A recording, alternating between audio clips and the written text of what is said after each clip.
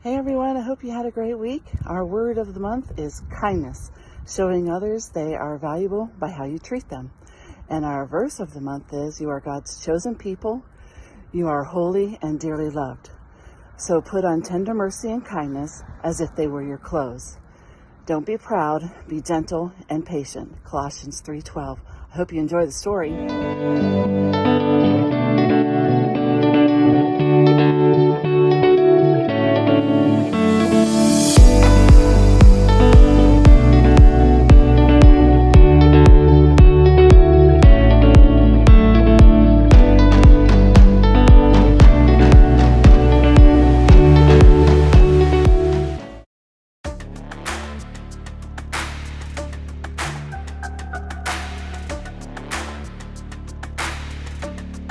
Just the facts of you and me. We don't see anything identically. Oh, it's the truth.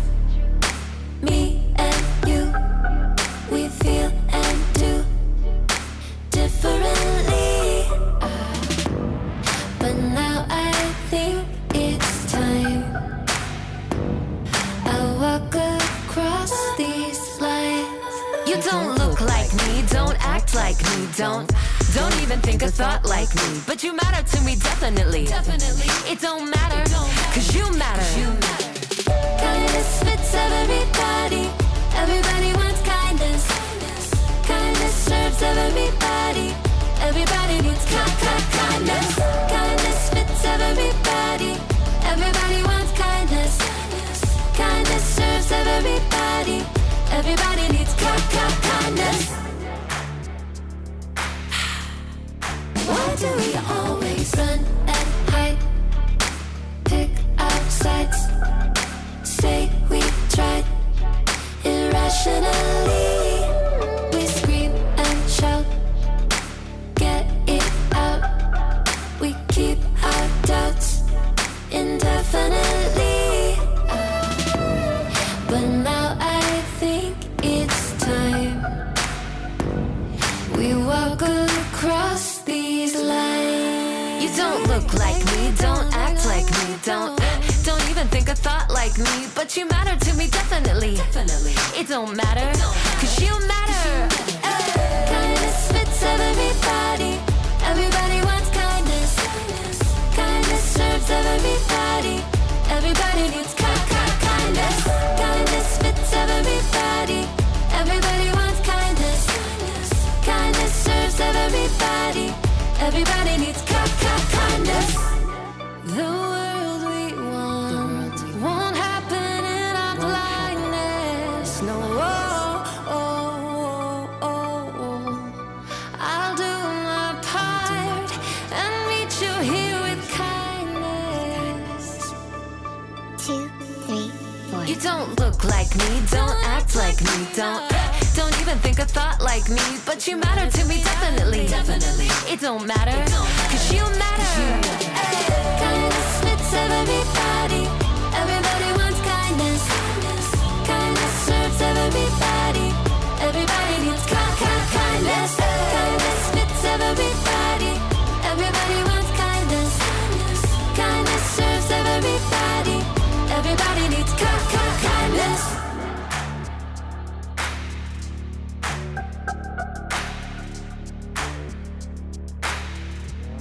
Boom, boom, boom, boom.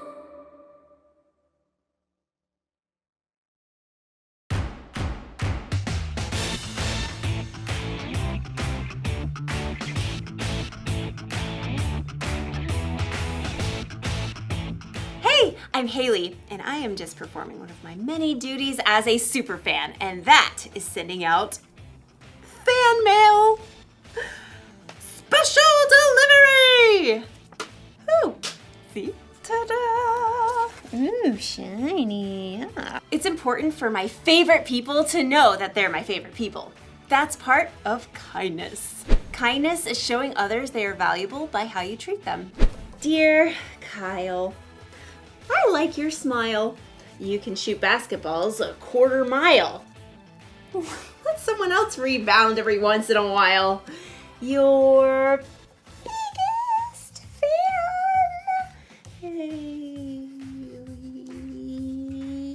But don't get me wrong. I'm not just a fan of famous athletes. I'm fans of all kinds of people. Dear Mom, you're the bomb. You're like the coolest.com. You make me want to shake a pom-pom. Your biggest fan. Hey. Dear sis.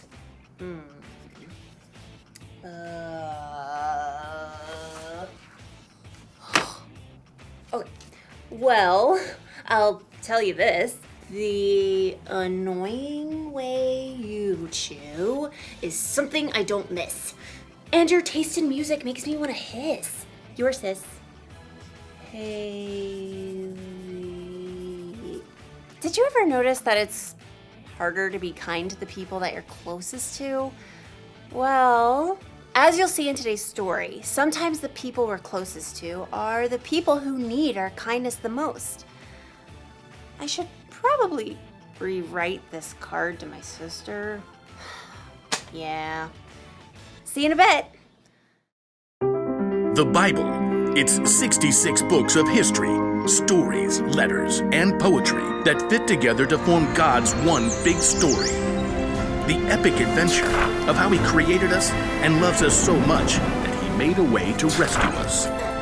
As we travel through the Bible, from Genesis to Revelation, we discover people who met God and found their lives changed forever. Now, for an amazing story. Inspired by the Book of Ruth. In the land of Moab, there lived a young woman named Ruth. She married a man from Judah and must have dreamed of a large family and many children. We'll name them Zeke and Hannah and...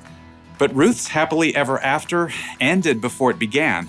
Her husband died and his brother too, and that left Ruth alone with her sister-in-law Orpah and her mother-in-law Naomi, whose husband died too. I have nothing left. Naomi had come to live in Moab during a famine in Judah, but she had gotten word that there was plentiful food in her homeland again, so she planned to take a road trip. Ruth, Orpah, go back to your family homes. May the Lord show you kindness as you have shown me. So Orpah kissed her mother-in-law and left, but Ruth wouldn't budge. I'm going with you. Look, your sister-in-law is going back to her people. Don't urge me to leave you or to turn back from you. Where you go, I will go. Where you stay, I will stay. Your people will be my people, and your God, my God. Well, okay then. Finally, after a long and dusty journey, the two women arrived in Naomi's hometown of Bethlehem. Everywhere along the road, barley rippled in the breeze, golden and ready to harvest. Is that Naomi? She don't look so good. Don't call me Naomi. The Lord has made my life bitter. I went away full, and the Lord has brought me back empty. Don't listen to them. You just need dinner and a nap. Finding food was their top priority. Some of those barley fields belong to my husband's relative, Boaz. The grain is being harvested right now. Let me go to the fields and pick up the leftovers. Go, my daughter. The law instructed the landowners to leave behind some of the harvest for people who needed food, so Ruth followed behind the harvesters, gathering every bit of barley that fell to the ground. Barley. Let's see. You can barbecue it, boil it, broil it, sauté it. Ruth worked hard in the heat of the day. In the afternoon, Boaz came out to survey the harvest. The Lord be with you. The Lord bless you!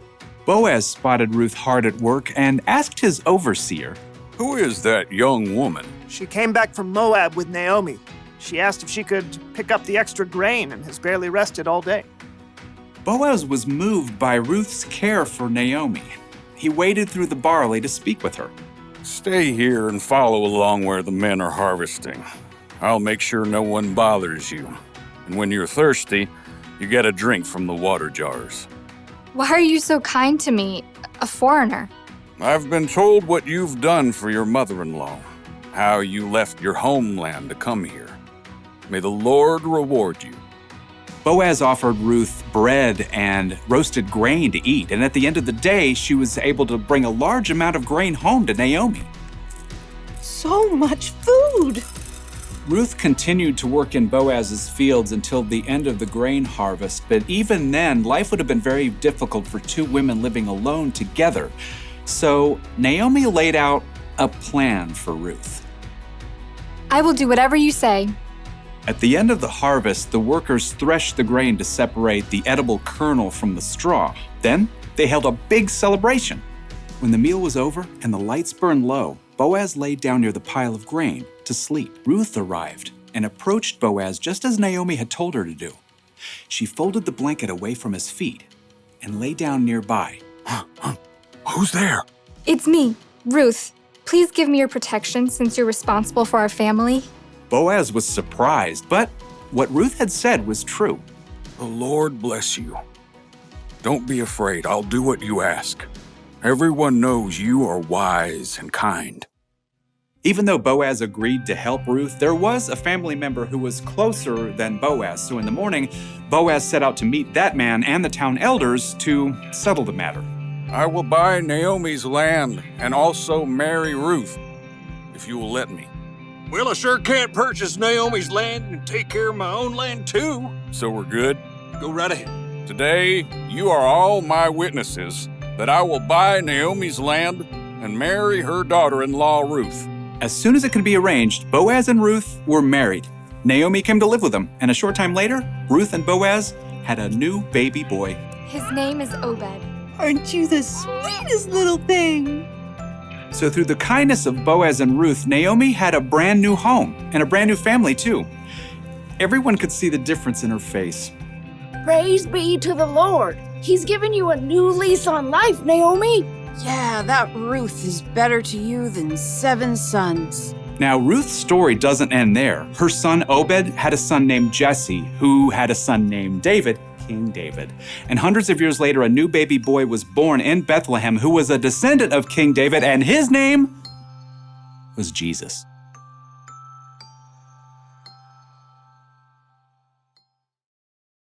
A lot of kindness was being shown in Ruth's story.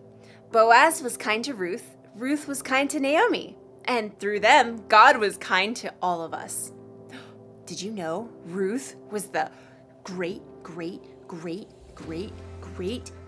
several greats later great grandmother of Jesus? Isn't that amazing? I am a huge fan of Ruth. Dear Ruth, here's the truth. I've been a big fan ever since my youth. Your biggest fan, Haley. Kindness matters, especially when it comes to the people we're closest to, like our family and friends. But the people we're closest to are the people who can also get on our nerves, right? So we're not always kind to them. Or sometimes we assume those people know how we feel about them, so we never tell them. But we shouldn't assume. We should tell people when we care about them. Or send them a letter. Special delivery to Ruth! And we should be kind to our friends and family, even when they get on our nerves, because God can use our kindness to do amazing things in their world. So here's the one thing to remember today. Be kind to your family and friends. Don't let your favorite people forget they're your favorite people. Dear sis, listen to this. If I didn't say I love you, it'd be amiss. Come on over sometime and we'll reminisce. Your sis, Haley. Yeah, there. Well, that's a much kinder card to someone who will be my sister for my entire life. Love you, sis. Yay. See you next time.